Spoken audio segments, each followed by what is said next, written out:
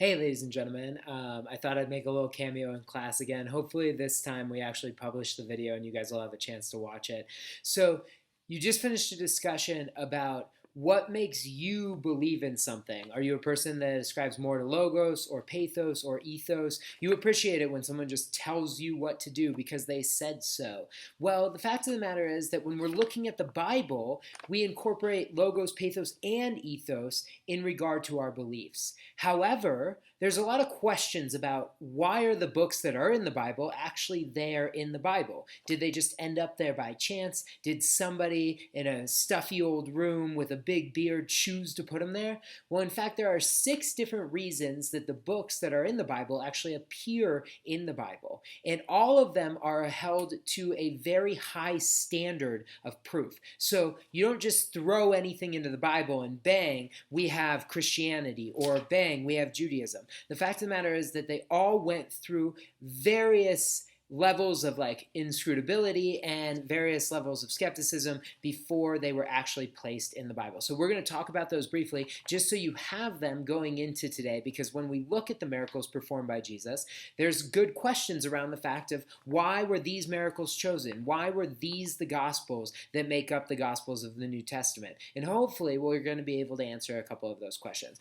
So first and foremost, a book is in the Bible if it was either written by an apostle or written by a prophet. So when we look in the Old Testament, we have a number of books written by the prophets. Isaiah, Jeremiah, those are both cases in which the prophet actually wrote the book. So they were canonized based on the fact that they were written by men who were receiving the word from God, literally. Or a book is in the Bible because it was written by an apostle. We have this in a couple of different circumstances, the letters from Peter, the letters from John, and also John's gospel, right? John was an apostle of Jesus Christ. He had a first-hand account, which some people would argue is actually direct evidence. So why are those books in the Gospels, or excuse me, in the Bible? Because, number one, they were either written by a prophet or by an apostle, which is the first level of things that get you into the Bible. Next, there are the books that were written by people who were with a prophet or an apostle. So Moses writes the book of Genesis, right? But this is an accounting from God. In those circumstances, he was revealed the things that happened in Genesis and then thus was able to write them down. Therefore, Genesis is canonized. Additionally, when we look in the New Testament, we get things like the Gospel of Mark, right? Or the Gospel of Luke, including the book of Acts. These are people who were in close relationship with the prophets and the apostles. Mark was writing on behalf of Peter. Luke was doing research, traveling around with Paul. So the second thing that can get you a book in the Bible is that you are either with a prophet or an apostle. In those circumstances, you being with the prophet or apostle actually gets you into the Bible.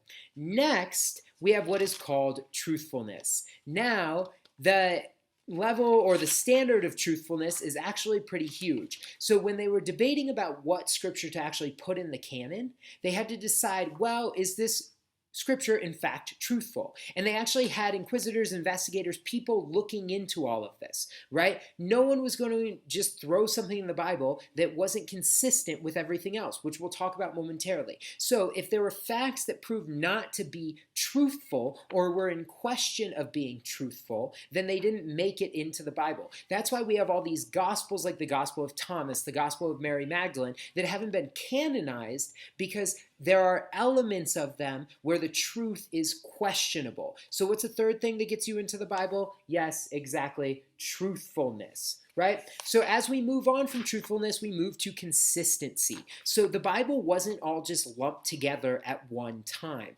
right? They didn't just have 70 some odd books that they were like, bam, this is the Bible. In fact, they actually made things scripture at different points in time. So what was required of any new book entering the Bible is that it needed to be consistent with the previous books that had been considered scripture already. So if they were saying something that was different than what had previously been said, then they couldn't be considered scripture. This is huge with Hebrews, right? We don't know exactly who wrote Hebrews. A lot of people believe that it was Paul. Other people believe that it was a pastor on the pulpit in Rome. But nonetheless, what we do know is that Hebrews actually consistently confirms a lot of what happened in the Old Testament. So we get consistency in Hebrews throughout Paul's epistles, but also throughout the New Testament and Old Testament. Therefore, what else gets you in the Bible, or what is the fourth qualification? Your writing has to be consistent with everything else that's already been considered Scripture. Therefore, consistency is a huge element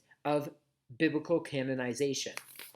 From consistency, we move to what we refer to as confirmation. Anytime that Jesus confirms something as Scripture, that makes it Scripture. So why do Catholics accept all the books of the Old Testament? Because Jesus in his preachings accepted all the books of the Old Testament. So if Jesus said it's in, then it's in. And bam, we have what is referred to as confirmation.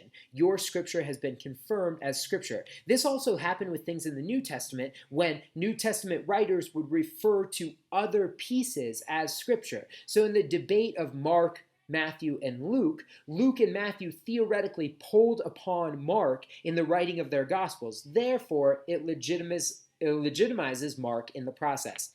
And the last element is that anything in the Bible needs to be in line with tradition. Remember, the Catholic Church is compiled of two things. It's tradition and it's Scripture. This is really big because before we had Scripture in some circumstances, we had tradition, right? The apostles were doing things in Jerusalem. Paul was doing things throughout Asia Minor and Europe. And this is important mainly because if it aligned with the tradition and it was written down, then it could potentially be canonized. However, if it didn't align with what they were doing, then we can't canonize it because we know that the apostles were doing what they were doing for a reason. So the last qualification of Scripture is that it is in line with the traditions of the church. Does the writing match what the church was previously doing? Now, I tell you all of this mainly because it's important for you to know that the books of the Bible are there for a reason, right? They have gone under scrutinous examination, right? They have been questioned. They have been held against trials and tribulations. And the fact of the matter is that the books that you have are the books that are supposed to be there. They are the inspired components of Scripture. So as you delve into Scripture today, know that everything that you are reading has undergone this process and is consistent with these 6 elements of what makes Scripture, Scripture. I hope you have a great rest of your day. Be good for the subs.